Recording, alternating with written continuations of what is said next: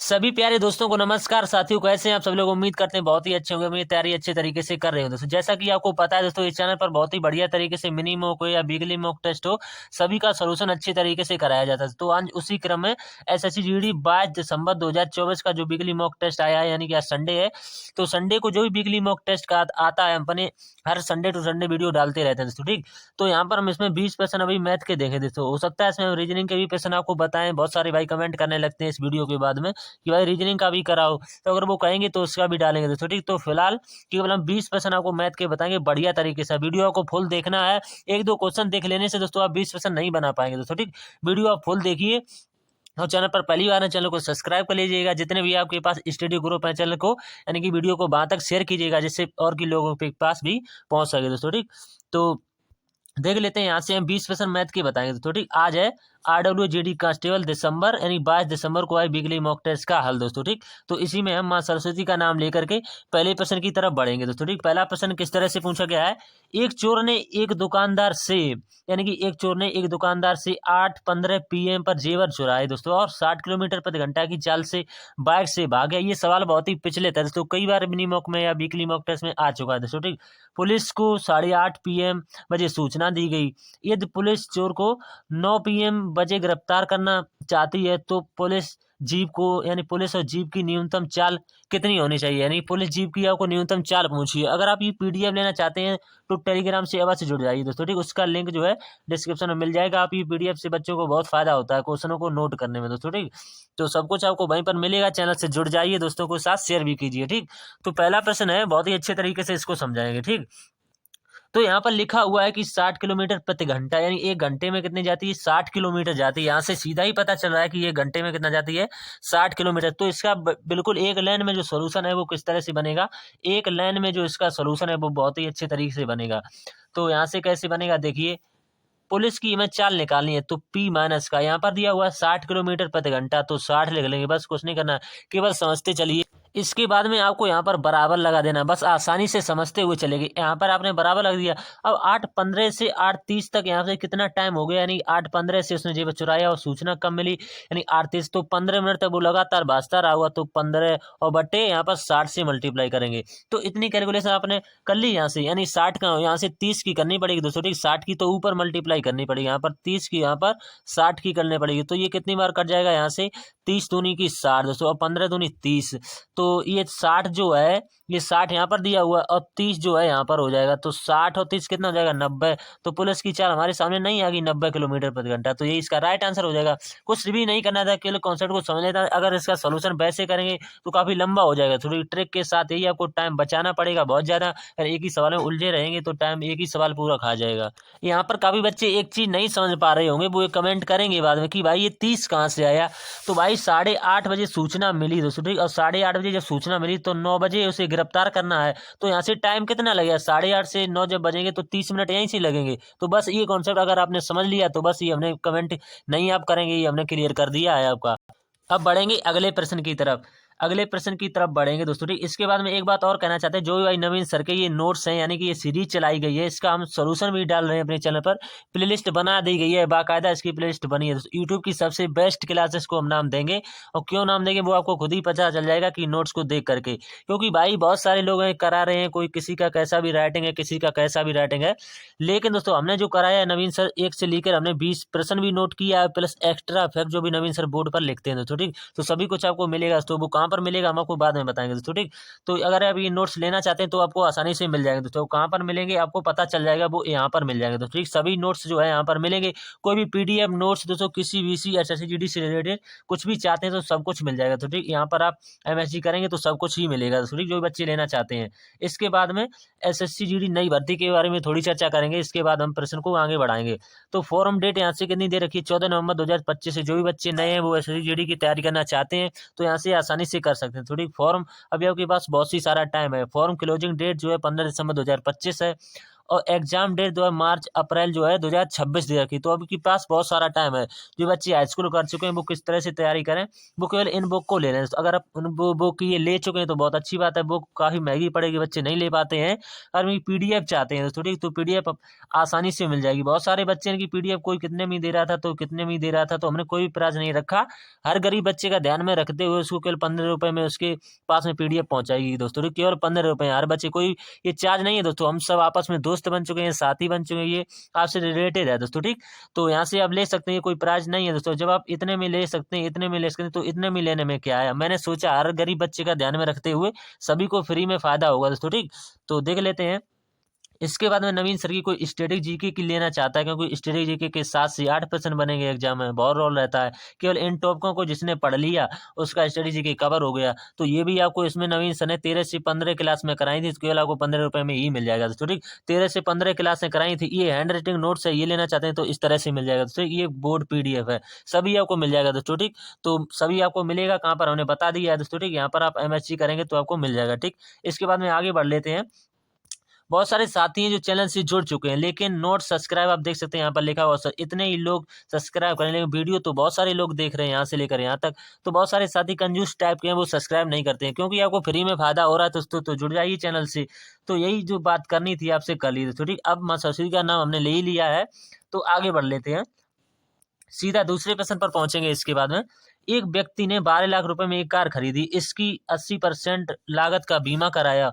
उसने कार का 15% की हानि उठाकर बेच दिया, लेकिन उसके साथ दुर्घटना हो जाने के कारण वह खरीदार को कार नहीं दे पाया दोस्तों, ठीक। दुर्घटना के कारण कार को बहुत नुकसान हुआ, बहुत नुकसान हुआ। कंपनी ने बीमित राशि के 90% का भुगतान कर दिया। इन दोनों लेन देनों में शुद्ध अंतर की गणना कीजिए। तो इसमें कुछ नहीं करना है, दोनों मान निकाल लेने, बस दोनों का अंतर कर देना, यानी माइनस कर देना बस। तो रुपए 12 लाख दे रखे थे दोस्तों, यहाँ पर जीरो का प्रयोग नहीं किया गया, लेकिन हम जीरो का प्रयोग कर लेते हैं क्योंकि आसानी रहेगी। यहाँ पर कितना दिया हुआ है, 12 लाख दे रखा, तो 5 जीरो हो जाएंगे दोस्तों, ठीक, 2 2 4। तो 15% की हानि, तो इसका हमें 85% निकालना पड़ेगा, इसका हमें 85% निकालना पड़ेगा। तो 2 जीरो से तो 2 जीरो खत्म हो जाएंगे, बस 85 का 12 में मल्टीप्लाई कर देंगे। तो 85 का 12 में करेंगे तो यहाँ से कितना जाएगा, 10,20,000 आ जाएगा दोस्तों। यहाँ से कितना आ जाएगा, 10,20,000 आ जाएगा यहाँ से, ठीक। ये हमने निकाली, ये हमारा फर्स्ट निकल के आ गया। और मैं जो है ये हमारा विक्रय मूल्य निकल के आ गया इतने की। कह रहे थे 15% की हानि उठाकर, तो 15% की हानि उठाई है उसने, 85 में उसको बेचा, तो ये हमारा यहाँ से विक्रय मूल्य निकल के आ गया। अब हमें निकालना है बीमा कंपनी द्वारा भुगतान की गई राशि। तो बीमा कंपनी द्वारा भुगतान की गई राशि किस तरह से निकालेंगे, जो हमारा यही दिया हुआ था 12 लाख, इसी को आसानी से लिख लेंगे। तो 12 लाख को आसानी से लिख सकते हैं, 2 2 4 और 1 5 जीरो, ठीक। इसका हमें निकालना है। सवाल में बाद में बोला गया था कि 80% है दोस्तों, ठीक, लागत का 80% लिखा हुआ है यहाँ से, तो इसका हम 80% निकालेंगे, ठीक। 80/100, 80 फिर कह रहे हैं कि 90% का भुगतान कर दिया, तो 90% का भुगतान यहाँ पर करना पड़ेगा, तो 90/100 हो जाएगा, ठीक। अब काटेंगे 1 2 3 4, 1 2 3 4 जीरो से।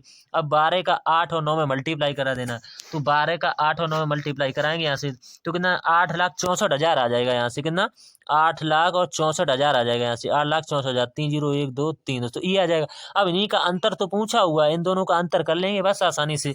तो इन दोनों का 10 यानी 10,20,000 में से आपको 8,64,000 को माइनस कर देना है, बस यहाँ से आपका आंसर आ जाएगा। बस इसी को तो माइनस करना है, इन दोनों में से जो हमने मानने इन्हीं का अंतर पूछा हुआ, तो कितना आ जाएगा, 1,56,000 आ जाएगा, सॉरी 1,56,000, ये इसका राइट आंसर होगा। उम्मीद करते हैं आपको समझ में आ गया। इसको शॉर्टकट में ऐसे भी लिखा हुआ है ऑप्शन में दोस्तों, 1,56, तो कोई वैसी बात नहीं है, इसको लिख सकते हैं इसकी फॉर्म। उम्मीद करते हैं आपको समझ में आ गया होगा। अगला सवाल बहुत ही अच्छा सवाल है, समझते चलिए। एक आयत की एक भुजा और एक बिगड़ की लंबाइयां क्रम से दे रखी 63 सेंटीमीटर और 65 सेंटीमीटर। उस वर्ग का परिमाप यानी सेंटीमीटर में ज्ञात कीजिए, जिसका क्षेत्रफल इस आयत का 1/7 है। तो इस आयत का 1/7 है दोस्तों, ठीक। तो यहाँ से हम लिख लेंगे, यानी कि आयत को बनाएंगे। सबसे पहले आपको चित्र के द्वारा समझा देते हैं, आयत को यहाँ से बना लेंगे दोस्तों, ठीक। तो आयत की आमने सामने की भुजाएं बराबर होती हैं, जैसा कि आपने पढ़ा होगा यानी छोटी क्लासों में, तो ये भुजाएं आपस में बराबर होती हैं। अब कह रहे हैं क्रमशः, तो कोई हम ये 63 मान लेंगे दोस्तों, ठीक 63, और इसका विकर्ण की लंबाई भी हमें दे रखी कितनी, 65 दे रखी दोस्तों, ठीक। अगर आपको ट्रिपलेट याद होगा तो आप इसको आसानी से बना पाएंगे। और वैसे निकालना चाहें तो कट स्क्वायर यानी पाइथागोरस प्रमेय से भी निकाल सकते हैं दोस्तों, ठीक। तो आसानी से निकाल लेंगे ये वाली भुजा दोस्तों, ठीक। यानी हमें कट भी दे रखा है, आधार भी दे रखा है, तो हमें लंब निकाल लेंगे आसानी से। तो यहाँ से 65 का वर्ग कर देंगे और 63 का वर्ग कर देंगे, बस आपका आंसर आ जाएगा। तो यहाँ से 65 का वर्ग कितना होता है लिखेंगे इस शॉर्टकट में, 65 का वर्ग होता है 42 25 होता है, 42 25। और 42 25 के बाद में यहाँ पर इसका हम निकालेंगे 63 का, तो 63 का कितना होता है 29 69 होता है, ठीक। 29 यानी 39 69 होता है, ठीक। आपको याद होना चाहिए दोस्तों, ठीक। 39 69 होता है। तो इसी में से हमें इसको माइनस कर देना बस। तो इसमें से इसको माइनस करेंगे तो कितना आ जाएगा 256 आ जाएगा। 256 ये कितने का होता है रूट लेंगे जब, तो 256 ये 16 का होता है। तो 16 का, इतना करने के बाद आप आसानी से निकाल सकते हैं। जब भी आप सवाल आए तो शॉर्टकट में निकाला करें, आप वैसा नहीं लिखें कि कट इसका सूत्र भी लिखें फिर मान रखें फिर निकालें। तो केवल सूत्र पता है आपको, सीधा मान रखेंगे बस निकाल लेंगे। तो यहाँ से हमारी ये भुजा कितनी आ गई 16 आ गई। अब हम इसका क्षेत्रफल नहीं निकाल सकते हैं आयत का। आयत का जब हमें ये पता चल जाएगा तो आयत का क्षेत्रफल होता है लंबाई गुणा चौड़ाई। तो लंबाई गुणा चौड़ाई 63 का 16 में मल्टीप्लाई करा देंगे तो यहाँ से कितना आ जाएगा 1008 आ जाएगा, यानी कि आयत का क्षेत्रफल। और सवाल में कहा है कि उस वर्ग का परिमाप सेंटीमीटर ज्ञात कीजिए। तो वर्ग का परिमाप कितना होता है 4a होता है, सॉरी 4a होता है। जो ज्ञात कीजिए जिसका क्षेत्रफल आयत का क्षेत्रफल का 1/7 है, तो इसका 1/7 कर लेंगे आसानी से।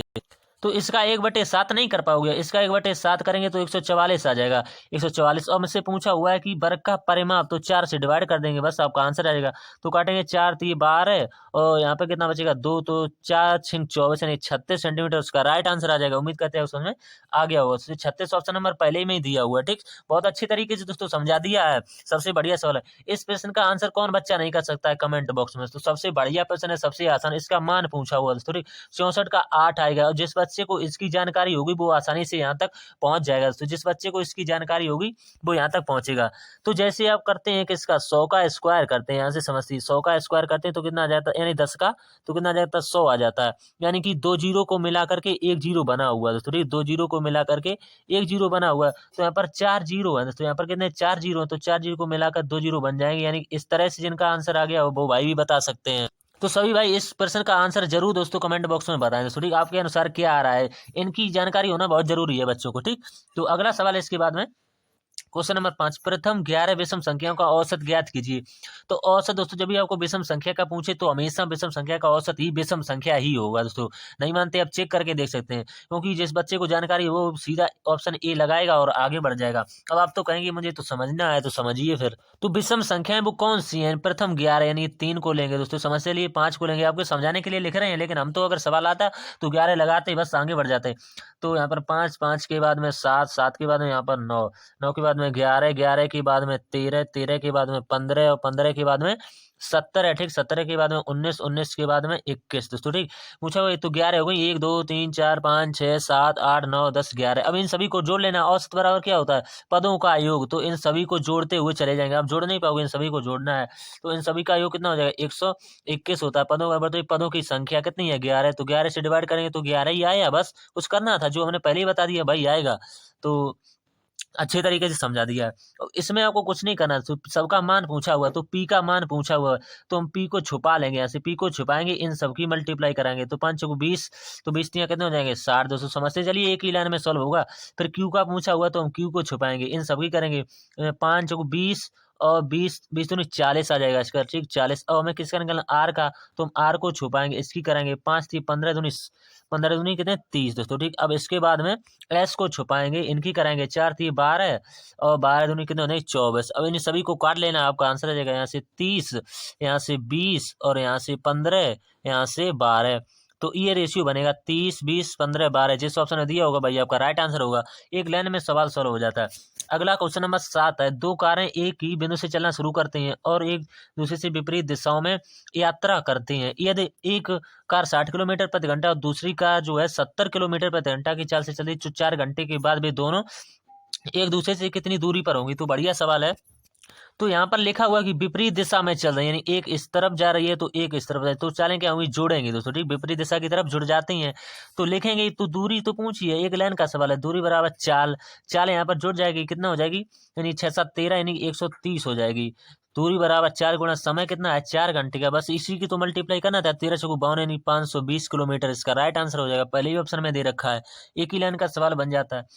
10% वार्षिक ब्याज की दर से एक साल का चक्रवृद्धि ब्याज अर्धवार्षिक रूप से संयोजित होता है। तो एक साल के वार्षिक साधारण ब्याज का अंतर यानी कि 20 रुपए यानी 25 रुपए है, तो वह धन ज्ञात कीजिए। तो इसमें अर्धवार्षिक रूप से कहा है, तो दर आधी और समय दोगुना, 5%, और 5% की फ्रैक्शन वैल्यू कितनी होगी, 1/20, तो 20 से 21 हो जाएगा, तो 20 से 21। तो ये हमारा मूलधन होता है, आप जानते हैं ये हमारा मूलधन होता है, ये हमारा मिश्र धन होता है, तो ये हमारा मिश्र धन, और ये हमारा जो होता है क्या होता है, ब्याज होता है, तो ये हमारा क्या होता है, चक्रवृद्धि ब्याज होता है। तो हमारे हिसाब से एक दे रखा है। इसके बाद में उसने कही है कि साधारण ब्याज भी हमें पता करना है, तो कह रहे हैं कि उस 10%, तो 10 से 11, तो ये वार्षिक रूप से यहाँ भी अंतर एक का हो रहा है, यहाँ भी अंतर, तो इसी की वैल्यू किसके बराबर दी है, 25 के बराबर दे रखी है दोस्तों, ठीक, 25 के बराबर।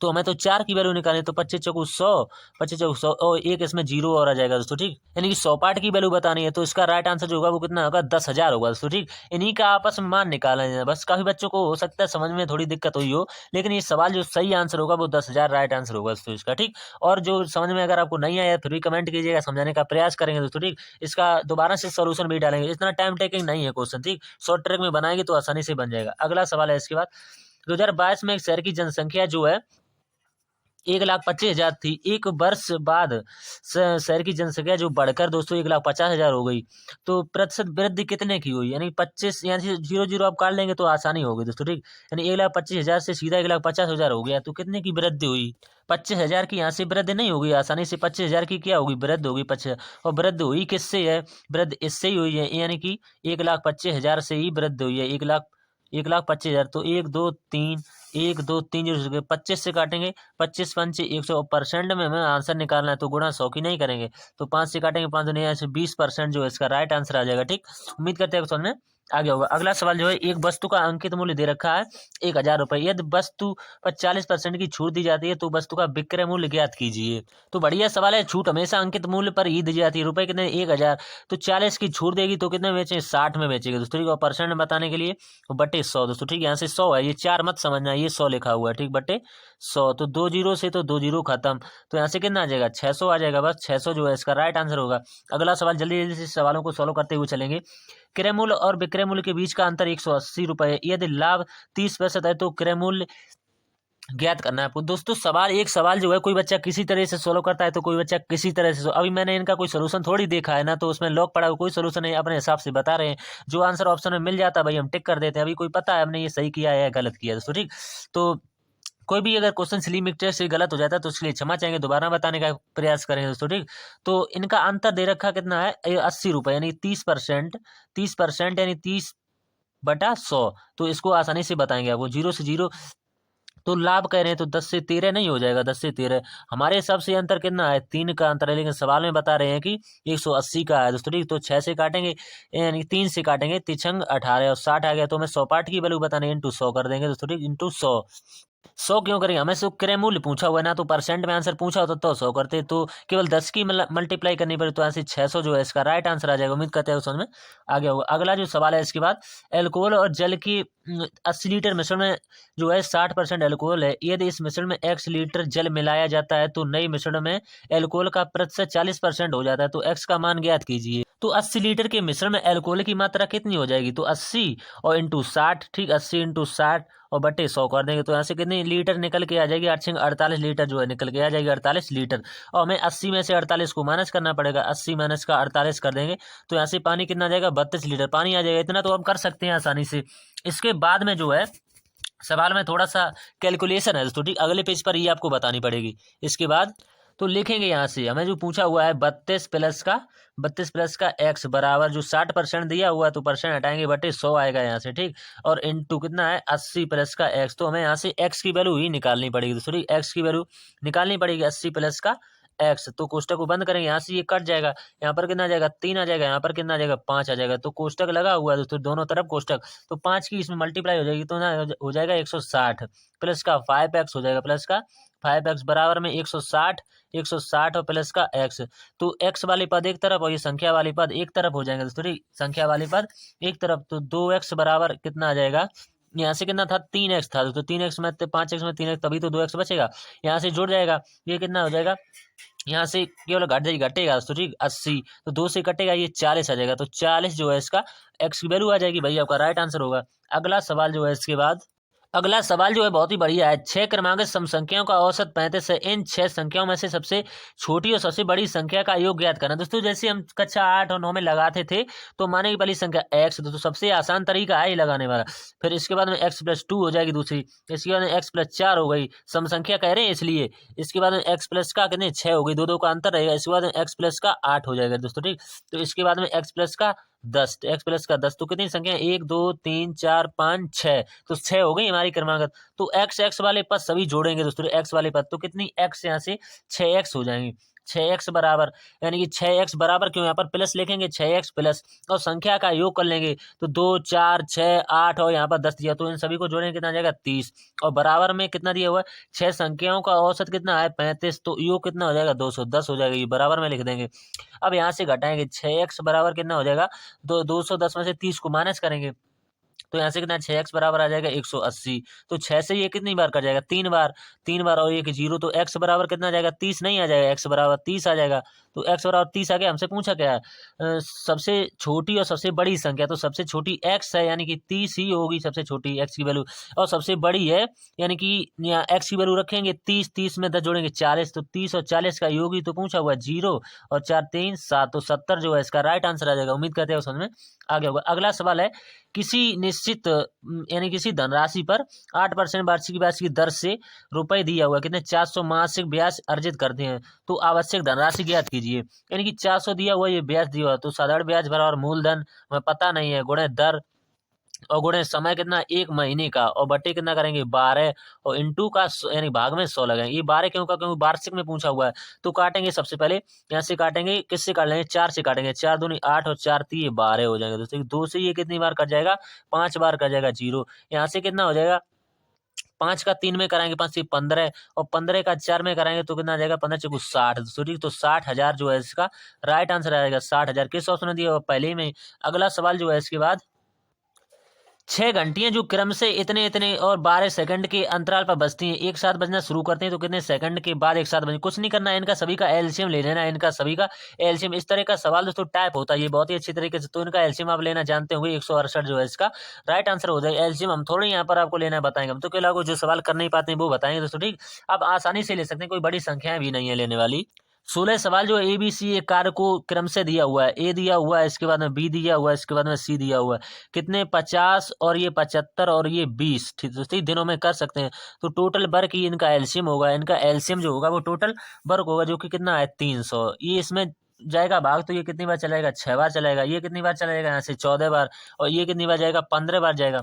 अब कह क्या रहे हैं कि वे एक साथ 4 दिनों के लिए कार्य करते हैं, तो क्षमता को जोड़ेंगे, सबसे पहले क्षमता को जोड़ेंगे, कितनी हो जाएगी 25 हो जाएगी, 25 दिनों के लिए, यानी 25 क्षमता से ये 4 दिन 4 ही लोग जो हैं, क्षमता कितनी है 25, और 4 दिन कार्य करेंगे तो कितना कार्य कर लेंगे 100 कार्य कर लेंगे, तो हमें जो 300 में से 100 को माइनस करना पड़ेगा, तो कितना बचेगा 200। अब भाई तो कह रहे हैं शेष कार्य को पूर्ण करने में ए और बी कितना समय लेंगे, ए और बी 6 4 10 की क्षमता से करेंगे तो कितना समय लेंगे 20 दिन का समय लेंगे, जो कि ऑप्शन नंबर ए में दिया हुआ है। अगला सवाल जो है इसके बाद, इसकी पावर ज्ञात करनी, तो 6 की पावर हम 1 करेंगे तो कितना आ जाएगा, 6 की पावर 1 करेंगे तो 6 ही रहेगा, 6 की पावर हम 2 करेंगे तो कितना आएगा 6 आएगा। ठीक, 6 की पावर आप 3 करेंगे, 6 की पावर 3 तो भी इकाई अंक पर 6 मिलेगा, तो 6 की पावर कुछ भी हो दोस्तों इकाई अंक वही रहता है, तो इकाई अंक वही रहता है, तो केवल हमें यही तो करना है, 5 में इसको डिवाइड करना है, तो एक ही तो शेष पर आएगा।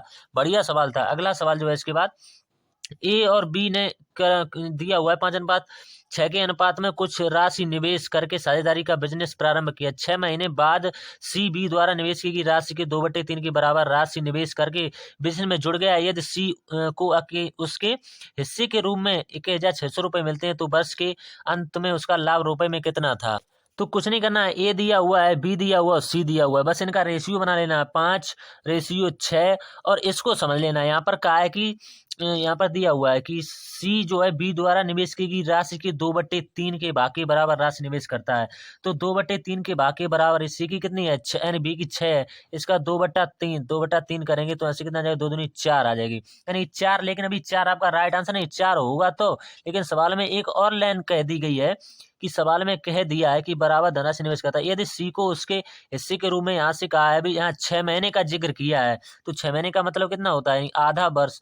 तो यहाँ से करेंगे तो 2, तो यहाँ पर 6 नहीं लिखेंगे, जो यहाँ पर 6 यानी 4 लिख देगा उसका सवाल गलत हो जाएगा, तो यहाँ पर 2 लिखना पड़ेगा। ठीक, ये बात समझने वाली है। अब बस कुछ नहीं है, सबको जोड़ लेना है।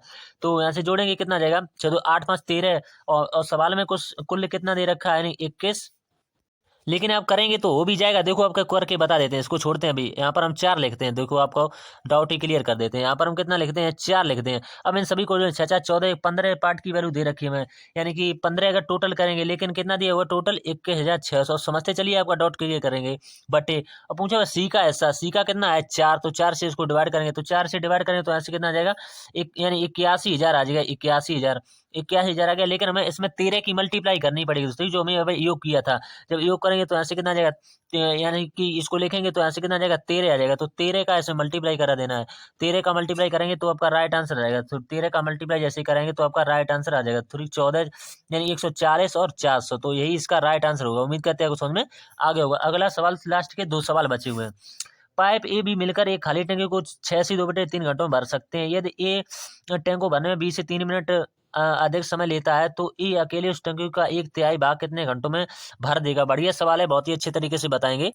तो क्या कह रहे हैं कि ए टैंक को भरने में 20 से 3 मिनट अधिक अधिक लेता है। ए जो है, यानी बी अगर ए अधिक लेता है, तो ठीक, ए अधिक लेता है, अगर बी 1 है ये, तो ए यहाँ से कितना हो जाएगा, 3 अधिक लेता है तो ये 4 हो जाएगा। तो ये रेशियो कुछ अलग ही तरफ से बनेगा, तो ठीक, तभी सवाल, नहीं तो सवाल बहुत ज़्यादा कैलकुलेटिव है और बहुत स्टेप में बनेंगे, लेकिन हम शॉर्टकट में आपको बताएंगे, तो समझते चलिए।